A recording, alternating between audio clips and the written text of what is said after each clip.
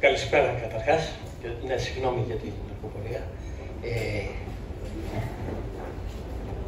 Να μιλήσουμε για το βιβλίο, αλλά αν δεν έχουμε σχέση με το πρόσωπο το οποίο υπάρχει πίσω από το βιβλίο, τότε δεν μπορούμε να το διαβάσουμε και καλά. Και αυτό ο ΕΚΟ στα όρια της ερμηνείας το σημειώνει πάρα πολύ καλά, ότι για να ξέρεις και να μπορείς να αποκωδικοποιήσεις καλά ένα κείμενο, αντιστοιχεί να ξέρεις ποιος το στέλνει και πού απευθύνεται.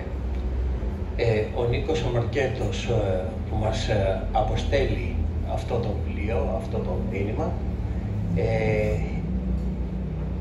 έχει μια διαδρομή πίσω του που σε όλη τη διάρκεια είναι κοινή, ακόμα και όταν ήμασταν πιο μακριά.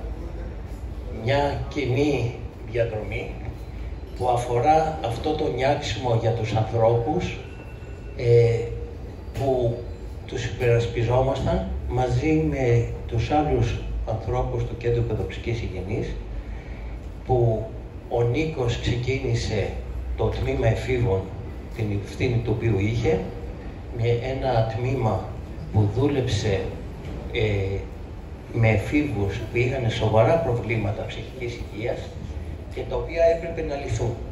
Και έπρεπε να λυθούν χωρίς νοσηλείες, χωρίς φάρμακα, τουλάχιστον σαν πρώτη λύση, και που με την συστημική θεώρηση μπορούσαμε και παρήγαμε λύσεις. Ο Νίκος λοιπόν με την ομάδα του τμήματος εφήβων του Κέντρου Παιδοψυχικής Υγιεινής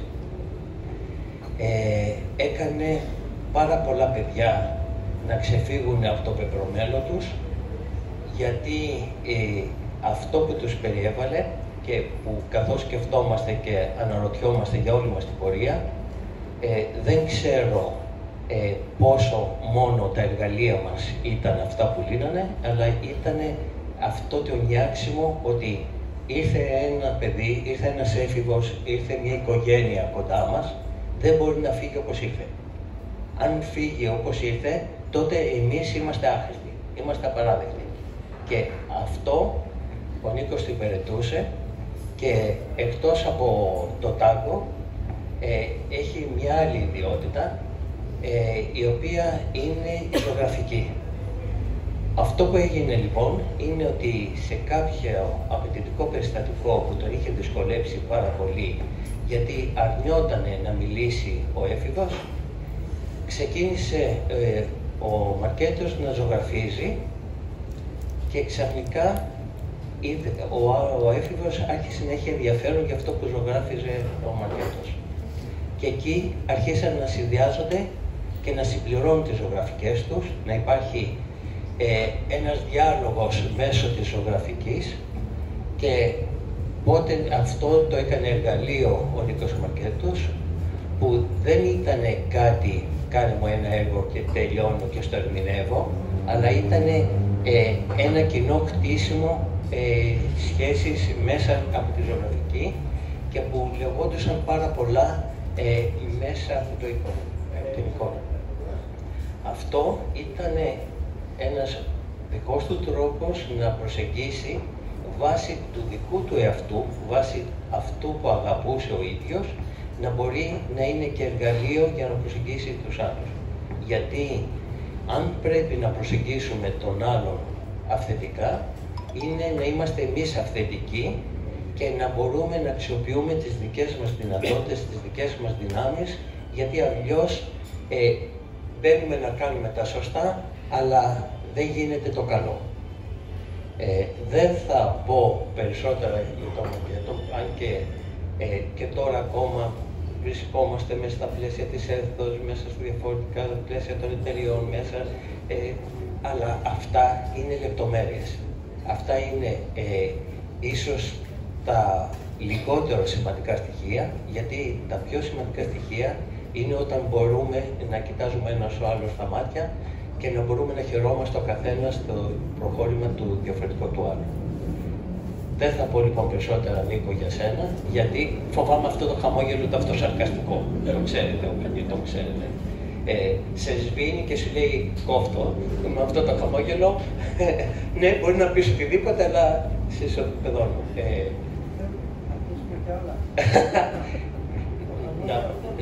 Να ακούσουμε κι άλλα, αφού πηγαίνεις έτσι. Θα θυμηθούμε πριν πούμε για το βιβλίο, θα πούμε κι άλλο ένα από το Κέντρο Πρωτοψυχικής Υγιεινής.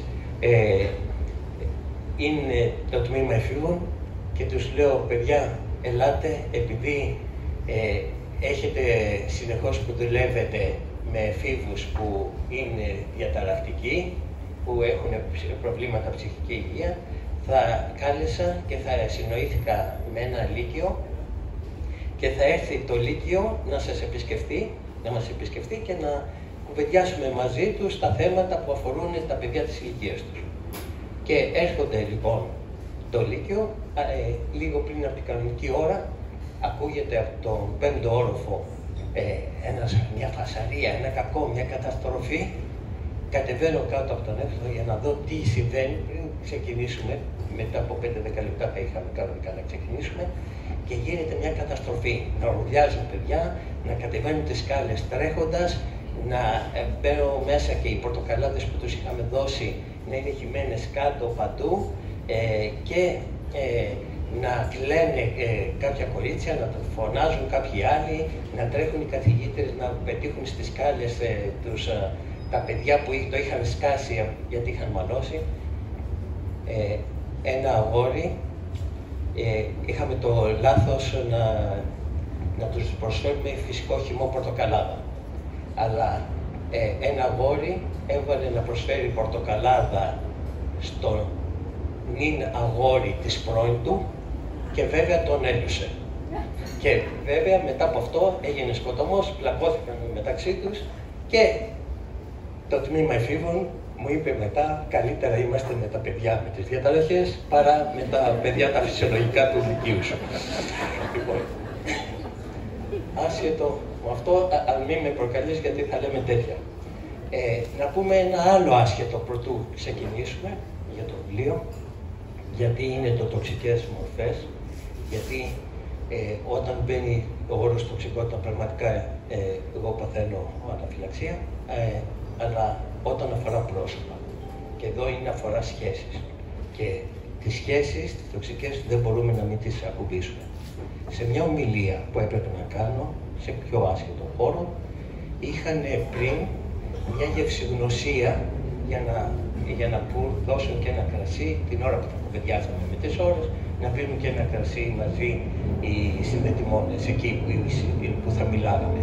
Και ο σομελιέ εκεί μας είχε 3 ποτήρια κρασιού, μεγάλα, και στο ένα είχε κόκκινο κρασί, ήταν ένα εξαιρετικό ξινόμαυρο κρασί, μετά το αποδείχτηκε αυτό, και 2 άδεια ποτήρια.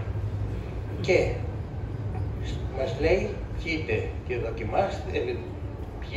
δοκιμάστε, γευτείτε, μυρίστε, ανακατέστε, για να νιώσετε το κρασί. Μπήκαμε, ανακατεύσαμε, κουνήσαμε το ποτήρι, τα γνωστά. Εγώ βαριόμουν εκείνη την ώρα, τι θα μου πούν πάλι, τι θέλω εγώ και έρχομαι σε ομιλίες που θα έχουν τέτοια χάμενη πριν. Και μυρίσαμε το κρασί, πραγματικά ήταν ένα υπέροχο άρωμα και ένα υπέροχο μπουκέ, ένα υπέροχο χρώμα. Μας λέει τώρα, γυρίστε από αυτό το ποτήρι στα άλλα 2 ποτήρια και βάλτε από το 1/3 και στα υπόλοιπα ποτήρια. Το βάλαμε, μυρίστε.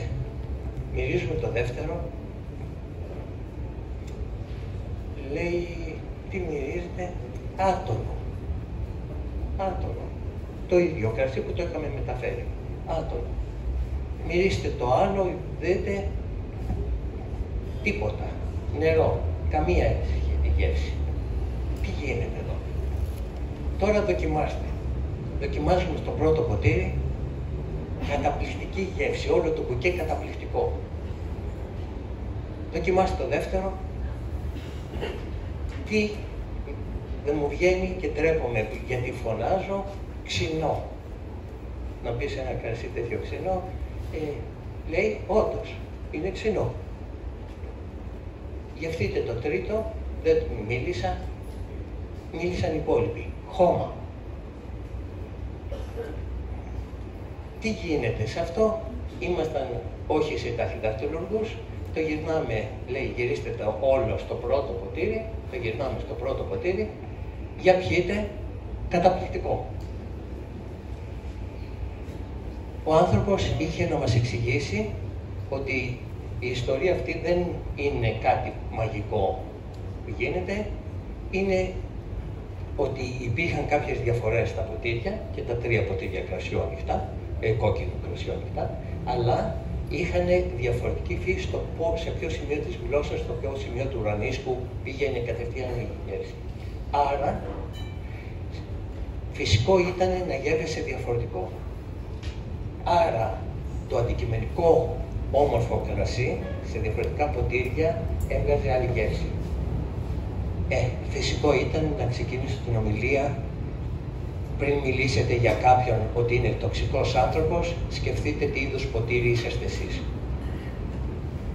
Αυτό είναι που παραπέμπει στις τοξικές σχέσεις που έχουμε να δούμε λοιπόν τι γίνεται και βρισκόμαστε σε τέτοιες καταστάσεις και μπαίνει το ερώτημα στο πρόλογο από τον Μακέτο και λέει πώς καταφέρνουν δύο υπέροχοι άνθρωποι να δημιουργήσουν μια τοξική σχέση.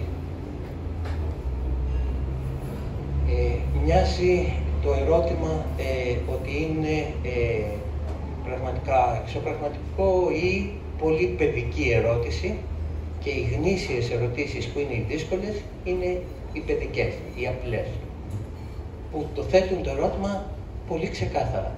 Γιατί οι δύο υπέροχοι άνθρωποι βρίσκονται να δημιουργούν μια τοξική σχέση? Ποια πρέπει να το μιλήσουμε?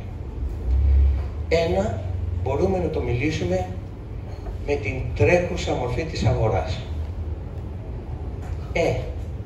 Είναι μόνο προβολές.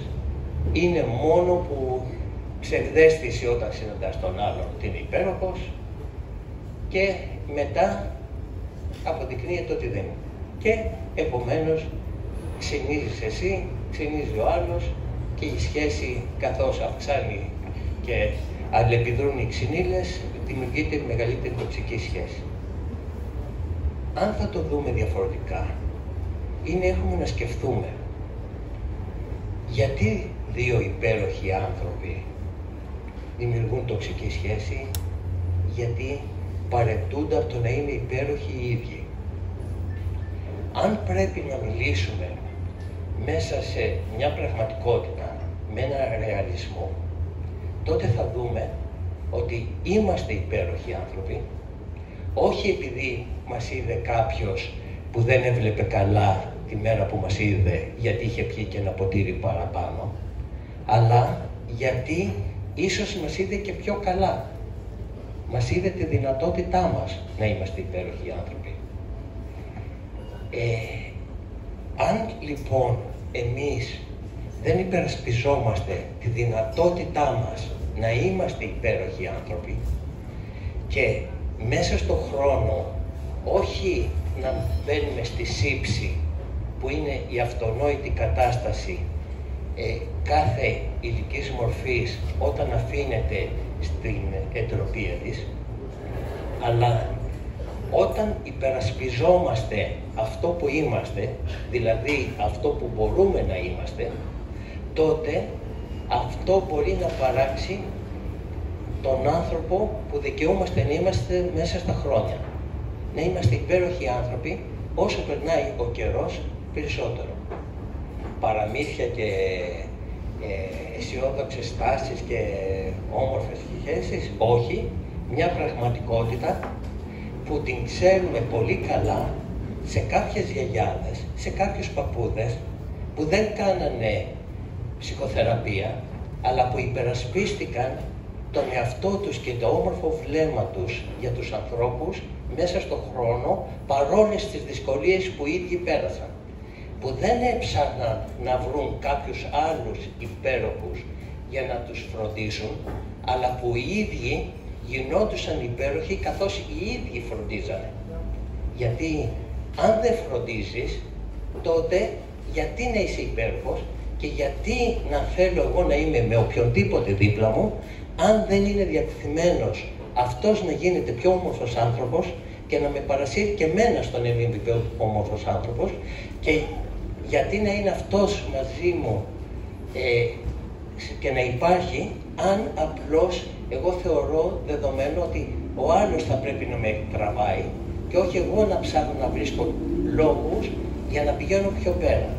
Γιατί αν μιλάμε ρεαλισμό, το να γινόμαστε παλιόγεροι και παλιόγριες, αν θεωρούμε ρεαλισμό το να πετάμε τα σκουπίδια μας στο σύντροφό μας, τότε,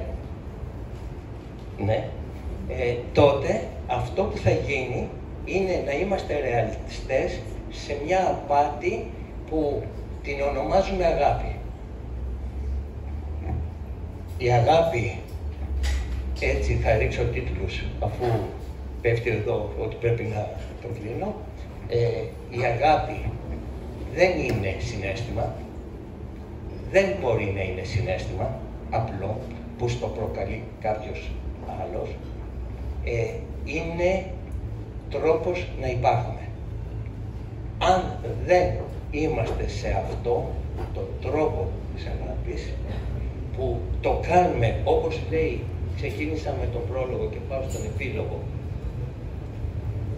που λέει ο Νίκος Μακέτος, στη ψυχική οικονομία των ανθρώπινων συστημάτων, είτε είναι η οικογένεια είτε ο κοινωνικός χώρος, ισχύουν δύο μαθηματικά παράδοξα.